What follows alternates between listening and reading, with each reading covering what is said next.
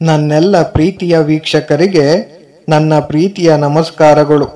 ನಮ್ಮ ಚಾನಲ್ನ ಇದೇ ಮೊದಲು ನೋಡ್ತಿದ್ದೀರಾ ಅಂದರೆ ದಯವಿಟ್ಟು ಸಬ್ಸ್ಕ್ರೈಬ್ ಮಾಡ್ಕೊಳ್ಳಿ ಫ್ರೆಂಡ್ಸ್. ಮುಂಚೆಯಿಂದ ನೋಡ್ತಿದ್ದೀರಾ, ಇನ್ನೂ ಸಬ್ಸ್ಕ್ರೈಬ್ ಮಾಡ್ಕೊಂಡಿಲ್ಲ ಅಂದರೆ ದಯವಿಟ್ಟು ಸಬ್ಸ್ಕ್ರೈಬ್ ಮಾಡ್ಕೊಳ್ಳಿ ಫ್ರೆಂಡ್ಸ್, ಸಪೋರ್ಟ್ ಮಾಡಿ. ವಿಶ್ವದ ಉದ್ದೇಶವೇ ಸ್ವಾತಂತ್ರ್ಯ. ಸ್ವಾತಂತ್ರ್ಯವೇ ಅದರ ಗುರಿ. ಜಗಜ್ಜನನಿಯ ನೇತೃತ್ವದಲ್ಲಿ ಪ್ರಕೃತಿ ನಿಯಮಗಳ ಮೂಲಕ ನಾವು ಸ್ವತಂತ್ರರಾಗಲು ಯತ್ನಿಸುತ್ತಿರುವೆವು. ವಿಶ್ವದಲ್ಲೆಲ್ಲ ಮುಕ್ತರಾಗಬೇಕೆಂಬ ಹೋರಾಟ ಇದೆ.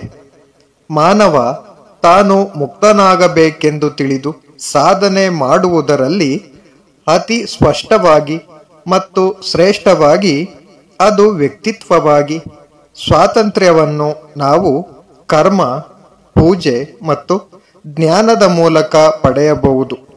ಒಂದು ಕರ್ಮ, ಸ್ವಲ್ಪವೂ ಬಿಡದೆ ಸದಾಕಾಲದಲ್ಲಿಯೂ ಇತರರಿಗೆ ಸಹಾಯ ಮಾಡುವುದು ಮತ್ತು ಇತರರನ್ನು ಪ್ರೀತಿಸುವುದು. ಎರಡು ಪೂಜೆ, ಜಪ, ಪ್ರಾರ್ಥನೆ, ಧ್ಯಾನ. ಮೂರು ಜ್ಞಾನ, ಧ್ಯಾನವನ್ನು ಅನುಸರಿಸಿ ಬರುವುದು. ಪ್ರಕೃತಿಯೆಲ್ಲ ನಿಯಮಕ್ಕೆ ಅಧೀನ. ಈ ನಿಯಮವೆಲ್ಲ ಕರ್ಮದ ಪರಿಣಾಮ. ಈ ನಿಯಮವನ್ನು ನಾವು ಎಂದಿಗೂ ಕತ್ತರಿಸಿ ಹಾಕುವುದಕ್ಕೆ ಆಗುವುದಿಲ್ಲ. ನೀವು ಪ್ರಕೃತಿಯ ಒಂದು ನಿಯಮವನ್ನು ಛೇದಿಸಲು ಸಾಧ್ಯವಾದರೆ ಸೃಷ್ಟಿಯೆಲ್ಲ ತಕ್ಷಣ ಕೊನೆಗಾಣುವುದು. ಇನ್ನು ಮೇಲೆ ಸೃಷ್ಟಿಯೇ ಇರುವುದಿಲ್ಲ.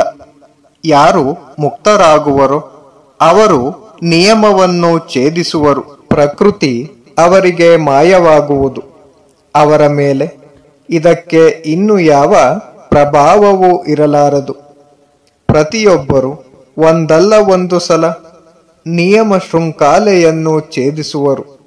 ಅನಂತರ ಅವರು ಪ್ರಕೃತಿಯ ಉಪಟಳಕ್ಕೆ ಸಿಕ್ಕಿ ನರಳಬೇಕಾಗಿಲ್ಲ. ಹಿಂದೂಗಳ ದರ್ಶನದ ಒಂದು ಗುರಿಯೇ ಪರಿಪೂರ್ಣರಾಗುವುದಕ್ಕೆ ಸತತ ಹೋರಾಡುವುದು, ದೇವರನ್ನು ಸೇರುವುದು, ದೇವರನ್ನು ನೋಡುವುದು. ದೇವರನ್ನು ಸೇರುವುದು ಮತ್ತು ನೋಡುವುದು ಎಂದರೆ ವೈಕುಂಠವಾಸಿಯಂತೆ ಪವಿತ್ರಾತ್ಮರಾಗುವುದು. ಇದೇ ಹಿಂದೂಗಳ ಧರ್ಮ. ಪರಿಪೂರ್ಣನಾದ ಮೇಲೆ ಮಾನವ ಏನಾಗುತ್ತಾನೆ? ಅವನು ಅನಂತ ಧನ್ಯತೆಯಲ್ಲಿ ತಲ್ಲೀನನಾಗುವನು. ಮಾನವ ನಿಜವಾಗಿ ಯಾವುದರಲ್ಲಿಯೂ ಸುಖಿಯಾಗಬೇಕು ಅದನ್ನು ಪಡೆದ ಮೇಲೆ ಎಂದರೆ ಭಗವಂತನನ್ನು ಪಡೆದ ಮೇಲೆ ಕೇವಲ ಅನಂತನಂದವನ್ನು ಭಗವಂತನೊಡನೆ ಅನುಭವಿಸುವನು. ಮುಕ್ತನಾಗಬೇಕೆಂದು ಬಯಸುವ ಪ್ರತಿಯೊಬ್ಬನು ಋಷಿಯಾಗಬೇಕು, ಮಂತ್ರದ್ರಷ್ಟನಾಗಬೇಕು, ದೇವರನ್ನು ನೋಡಬೇಕು ಎಂದು ಹಿಂದೂ ಧರ್ಮ ಸಾರುವುದು ಎಂಬುದನ್ನು ನಾವು ಗಮನಿಸಬೇಕು. ಇದೇ ಮುಕ್ತಿ. ನಮ್ಮ ಶಾಸ್ತ್ರ ನಮ್ಮ ಮುಂದೆ ಇಡುವ ನಿಯಮವೇ ಇದು. ಆತ್ಮವನ್ನು ಮಾನಸಿಕ ಮತ್ತು ದೈಹಿಕವಾದ ಎಲ್ಲ ವಸ್ತುಗಳಿಂದಲೂ ಪ್ರತ್ಯೇಕವಾಗಿಡಬೇಕು. ಈ ಸ್ಥಿತಿಯನ್ನು ಪಡೆದ ಮೇಲೆ ಆತ್ಮ ಸದಾ ಕಾಲದಲ್ಲಿಯೂ ಮುಕ್ತವಾಗಿತ್ತು. ಅದನ್ನು ಸುಖಿಯಾಗಿ ಮಾಡಲು ಅನ್ಯರಾರೂ ಬೇಕಾಗಿಲ್ಲ ಎಂಬುದು ಗೊತ್ತಾಗುವುದು. ಎಲ್ಲಿಯವರೆಗೆ ನಮ್ಮನ್ನು ಸುಖಿಗಳನ್ನಾಗಿ ಮಾಡಲು ಇತರರು ಬೇಕೋ ಅಲ್ಲಿಯವರೆಗೆ ನಾವು ಬದ್ಧರು. ಯಾವಾಗ ಪುರುಷ ತಾನು ಮುಕ್ತ, ತನ್ನನ್ನು ಪೂರ್ಣ ಮಾಡಲು ಯಾರೂ ಬೇಕಾಗಿಲ್ಲ, ಈ ಪ್ರಕೃತಿ ಇನ್ನು ಅನಾವಶ್ಯಕ ಎಂದು ಭಾವಿಸುವನು, ಆಗ ಅವನು ಕೈವಲ್ಯವನ್ನು ಪಡೆದಂತೆ. ಇಲ್ಲಿ ಈ ಕ್ಷಣ ನಿರ್ವಾಣವನ್ನು ಪಡೆಯಬಹುದು ಎಂದು ವೇದಾಂತ ಬೋಧಿಸುವುದು. ಅದನ್ನು ಪಡೆಯುವುದಕ್ಕೆ ಸಾಯುವ ತನಕ ಕಾಯಬೇಕಾಗಿಲ್ಲ. ನಿರ್ವಾಣ ಎಂದರೆ ಆತ್ಮ ಸಾಕ್ಷಾತ್ಕಾರ. ಅದನ್ನು ಒಂದು ಕ್ಷಣಕಾಲ ಅನುಭವಿಸಿದರೂ ನಾವು ಪುನಃ ಅಹಂಕಾರದ ಭ್ರಾಂತಿಗೆ ಸಿಲುಕುವುದಿಲ್ಲ. ನಮಗೆ ಕಣ್ಣು ಇರುವುದರಿಂದ ನಾವು ವ್ಯಾವಹಾರಿಕ ಜಗತ್ತನ್ನು ನೋಡಬೇಕಾಗಿದೆ. ಆದರೆ ಯಾವಾಗಲೂ ಅದರ ನೈಜ ಸ್ವಭಾವ ನಮಗೆ ಗೊತ್ತಿರುವುದು. ಅವಿಕಾರಿಯಾದ ಆತ್ಮನನ್ನು ಕಾಣದಂತೆ ಮಾಡುವ ತೆರೆ ಇದು.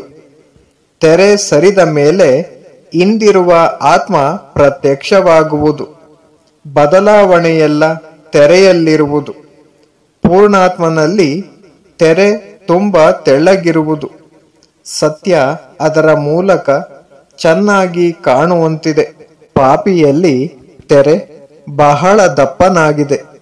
ಅದರ ಹಿಂದಿರುವ ಆತ್ಮ ನಮಗೆ ಗೋಚರಿಸುವುದೇ ಇಲ್ಲ. ಆದರೂ ಪುಣ್ಯಾತ್ಮನ ಹಿಂದಿರುವಂತೆ ಪಾಪಿಯಲ್ಲಿಯೂ ಆತ್ಮನಿರುವನು. ತೆರೆಯನ್ನು ಸಂಪೂರ್ಣ ಸರಿಸಿ ಆದ ಮೇಲೆ ಆ ತೆರೆಯೇ ಇದ್ದಂತೆ ತೋರುವುದಿಲ್ಲ. ನಾವು ಯಾವಾಗಲೂ ಆತ್ಮನಾಗಿಯೇ ಇದ್ದೆವು. ಆಗ ತೆರೆಯು ಮರೆತು ಹೋಗುವುದು.